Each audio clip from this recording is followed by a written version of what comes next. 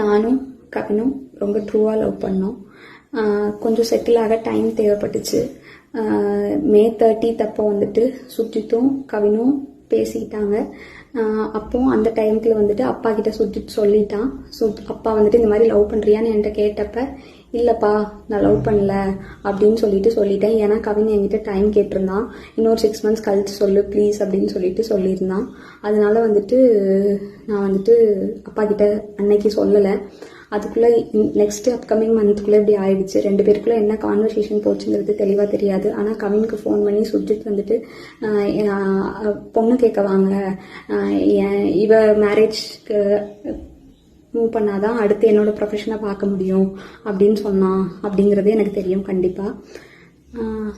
அதுக்கப்புறமா வந்து 27 என்ன நடந்துச்சு அப்படின்னா, அன்னைக்கு கவின் வராங்கிறது எனக்கு தெரியாது. நான் 28 ஈவினிங் தான் வர சொல்லியிருந்தேன். அவங்க தாத்தாக்கு தலையில் சூச்சர்ஸ் இருந்ததுனால நான் வந்துட்டு ரூம் பார்த்துட்டு அட்மிட் பண்ணணும்னு யோசிச்சிருந்தேன். அப்போ வந்துட்டு ஆஃப்டர்நூன் மங்கம்மாள் சாலைக்கிட்ட வந்து நின்றுட்டு தான் எனக்கு வந்துட்டு தெரியவே செய்யும் அவங்க வந்திருக்காங்கன்னு சொல்லிட்டு. ஸோ டேரெக்டாக நான் அங்கே ஐபிக்கு கூட்டிகிட்டு போயிட்டு கவின் உள்ளே வந்தான். பட் அவங்க அம்மாக்கிட்டேயும் மாமாக்கிட்டேயும் மட்டும்தான் நான் பேசிகிட்டு இருந்தேன். பேசிகிட்டே அப்படியே கவின் வெளியே போயிட்டான். அங்கேருந்து கிளம்புறப்பந்தான் அவங்க அம்மாவும் கிளம்புறப்பந்தான் கவின் எங்கே அப்படிங்கிறதே நாங்கள் யோசித்தோம். நான் ட்ரீட்மெண்ட் ப்ரொசீஜர்ஸ்லாம் எக்ஸ்பிளைன் பண்ணிகிட்டு இருந்தேன். அப்போ யோசிச்சுட்டு நான் வந்துட்டு சொன்னேன்.